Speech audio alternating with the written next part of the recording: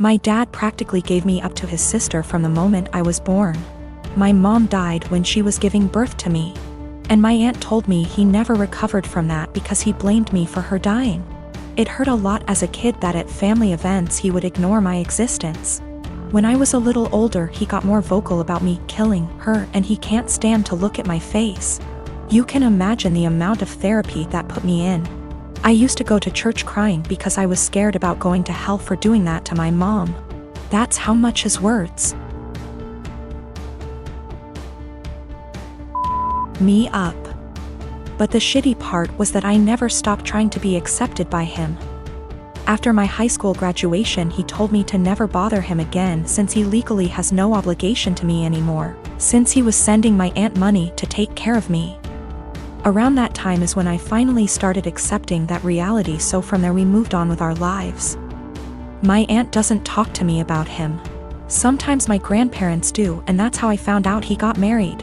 They were mad he didn't invite me to their wedding, but to me it didn't matter because we're not close. But it was his wife who wanted to meet me. It's the first time ever that he wants to make contact, and it was to pretty much say she wants me on their life. She doesn't know the real reason about why we're estranged.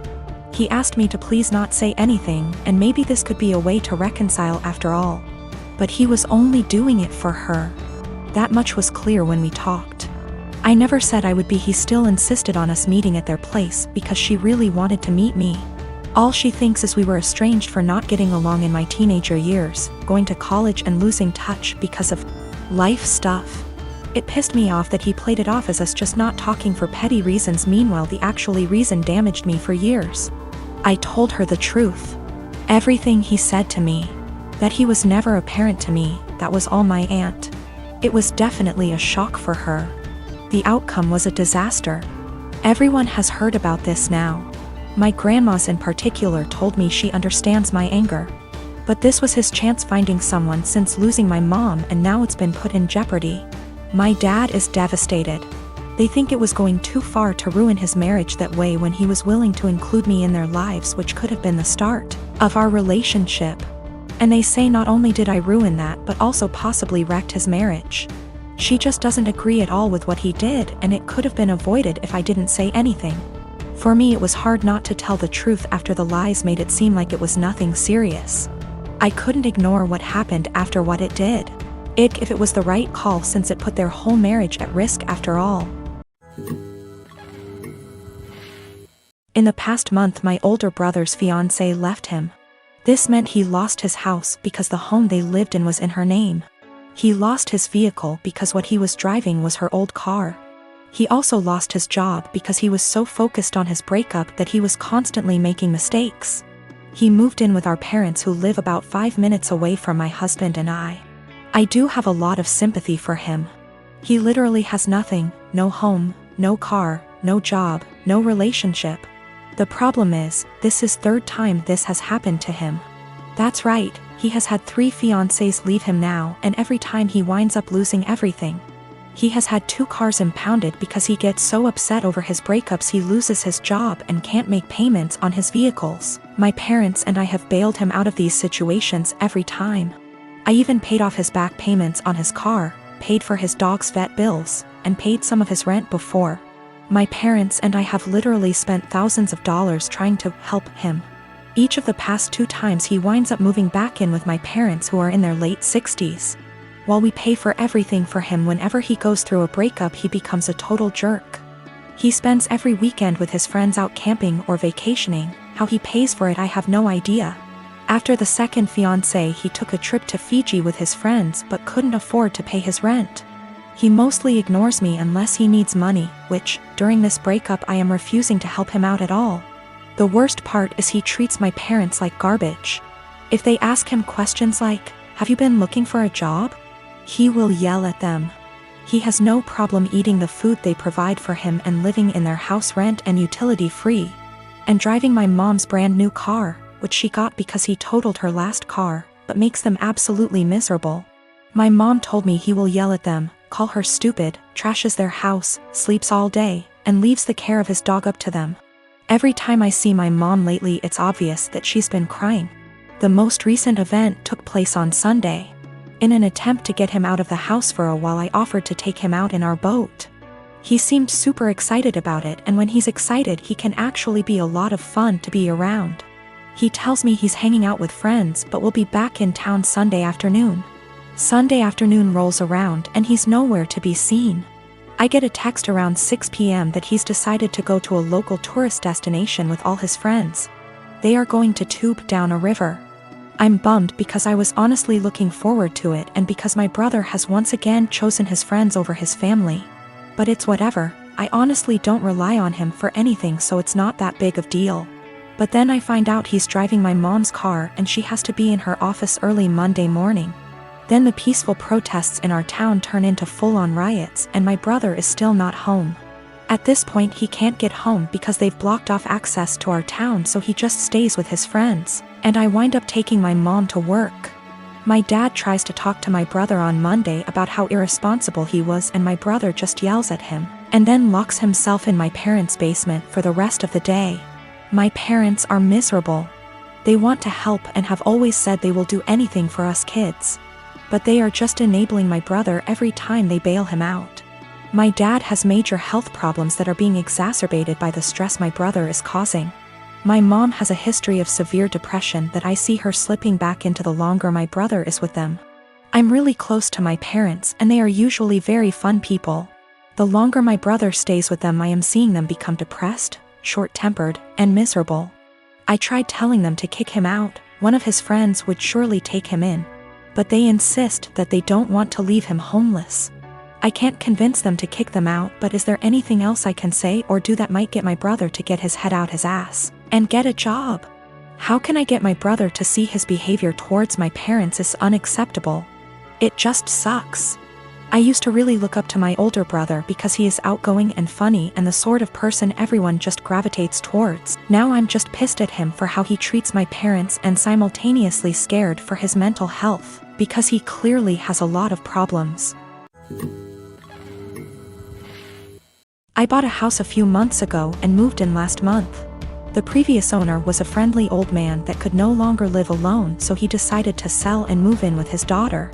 Just to be clear now, apparently he had been allowing use of his driveway to his disabled neighbor lady, largely because street parking is extremely limited and what little street parking there is pretty much instantly occupied. What I am saying is, unless you have a driveway, you end up having to park a good 5-minute walk away, and that's the best case scenario. I put disabled in quotation marks because the lady in question is just really overweight, and I am not sure if that counts as disabled.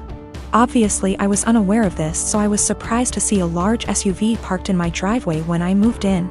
I ended up having to knock on several doors asking whose car it was because the movers could not stand still on the busy road too long. I figured out it was the neighbor's car, so after a good 10 minutes of knocking, an extremely angry enormous lady opened the door. I told her to move the car and she immediately started arguing that the neighbor said it was fine. I told her he moved out. I moved in and no, it is not fine, and to move it because the movers need to unload my stuff. She begrudgingly did. I ended up seeing her walking back half an hour later completely wet with sweat. Now a few days later I went back to work and lo and behold, the SUV is parked in my driveway again. I go over there again, spend 20 minutes knocking on the door before this lady opens the door, again, visibly angry. I tell her to move her car. My driveway is not public parking. She protests, saying her ankles can't take walking the distance and claims I can easily walk. I tell her that while that might be true, it's my goddamn driveway and I want to park there myself. Again she moves her car. Again I spot her half an hour later drenched in sweat making her way home. Well, it happened again a week ago, and this time she would not open her door. I got tired of it and had her SUV towed. She of course came to my house to scream at me. I told her to get the hell off my property. A few days later I had a small fence installed with a lock on it to make sure it did not happen again. I have since been getting dirty looks from her and one other neighbor, and when I told my mom, she told me I should be nicer to people. I do feel sort of bad too. She clearly struggles with the walk after all. My mother is disabled due to a neurological disease. She was diagnosed in her late 30s, and I remember that she was sick and needed help. I used to really look up to her as a super mom who could overcome any obstacle. That was until my father died. My father died over 10 years ago when I was still in high school. At that time my brother and I lived with my parents.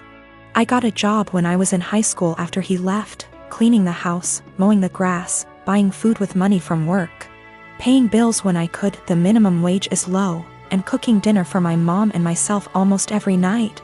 My brother was rarely at home, except to sleep or because he needed money. Over the years, my brother has been in and out of prison dozens and dozens of times for everything from drunk driving to drug possession to stealing from our mother to assault. He is currently incarcerated.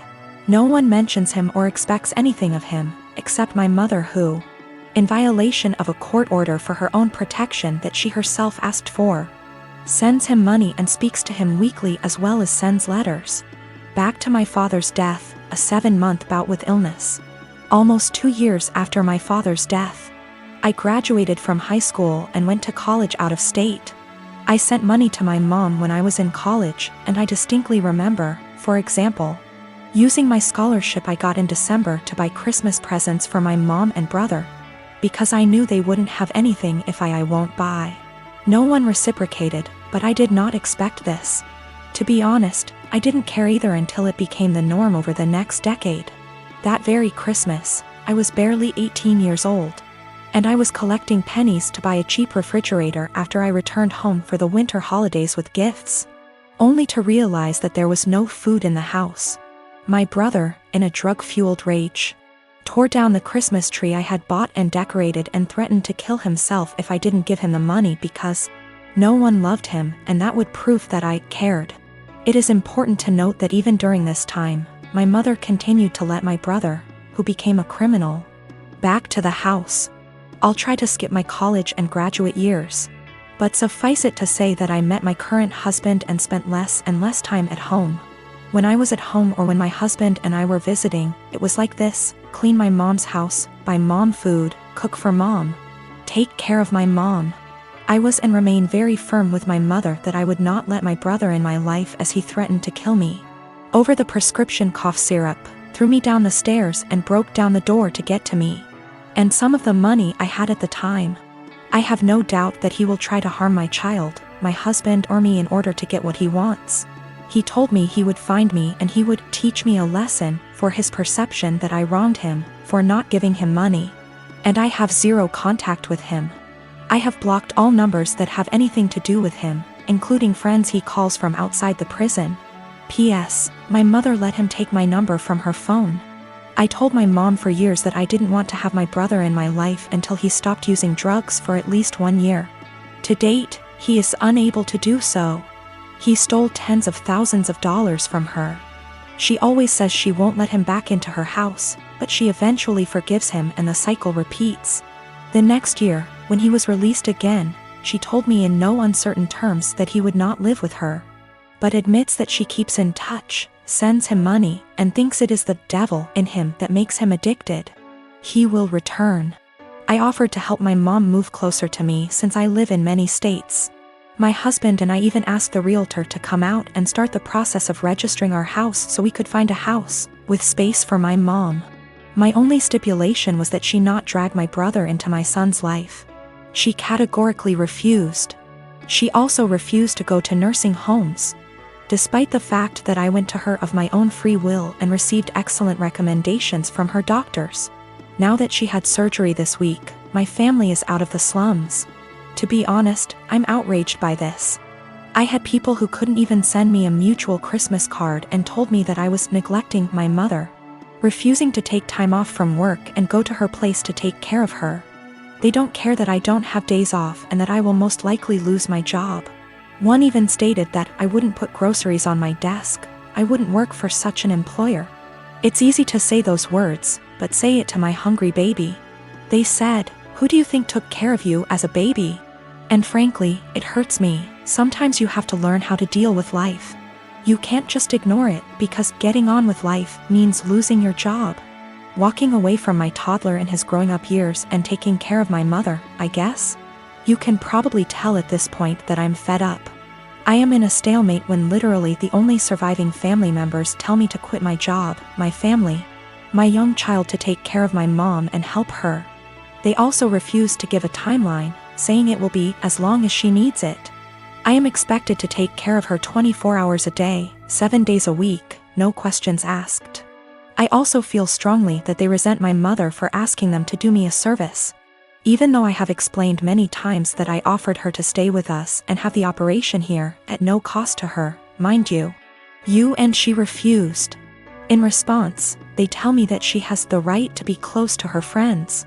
I also tried to explain that by bowing to her at every call. They give her an opportunity, but they don't want to hear it.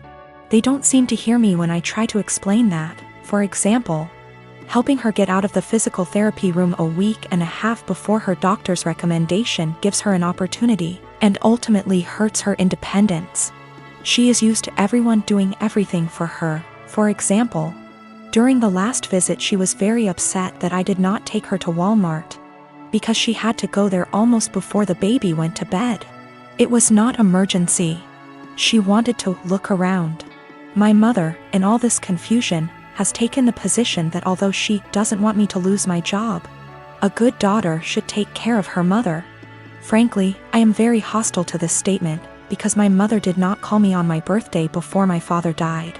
I tried to build some kind of relationship with my son. I always try to chat with them or talk on the phone. And in the last 12 years I can count on the fingers of one hand how many times she called me just to tell me about me, or my son, or ask how we are doing. If she does call, there is always an ulterior motive, money for my brother or for her because she gave my brother everything.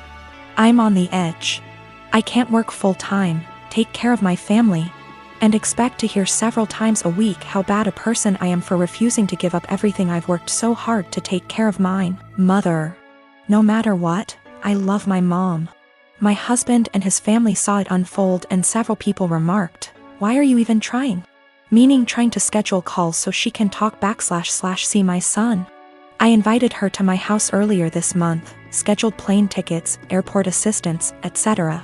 Just to watch her play on her phone or spend time playing with the dog instead of reading a book to my little one who just wanted her attention. Today, as if the last straw was needed, I called to check on her and she stated that she was going home against the doctor's orders because her dog needed her, because the dog was sick. First, he has a very minor skin condition that is almost 100% cured thanks to her friend giving him a prescribed ointment. Secondly, my little one got sick this week, meaning he didn't go to kindergarten for 3 days. And even after I told her about it, she never called to find out how he was.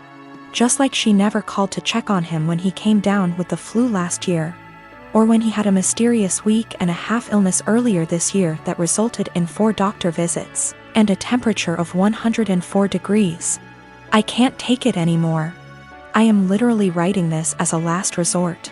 My husband tells me not to talk to anyone, that's the whole family I have left except for one paternal aunt, because he sees me cry when hurtful comments and guilt come into play. He sees me trying to hide it from my child. But then I feel like I'm giving them what they want, right?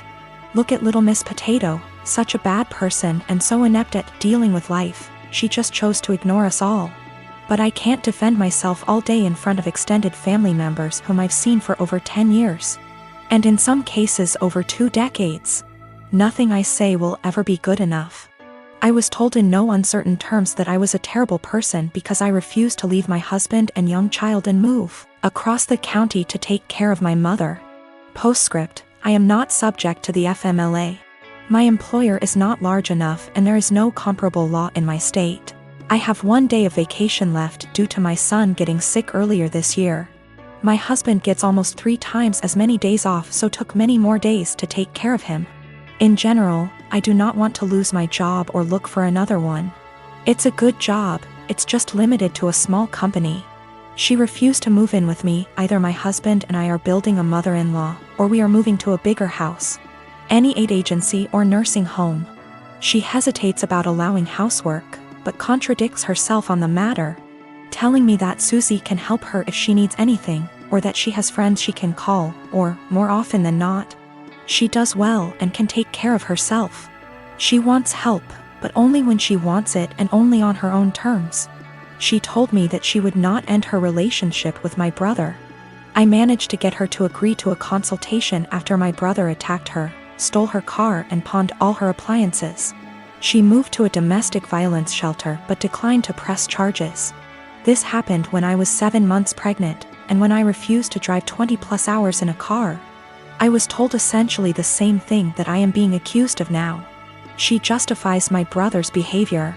He hooked up with the devil, and he can't leave him. I've talked to the Adult Protective Services counselors, and it all comes down to the fact that she's an adult. She can make her own decisions. Her doctors, although they seem to agree that she may need help taking care of herself, refuse to state that she is unable to take care of herself.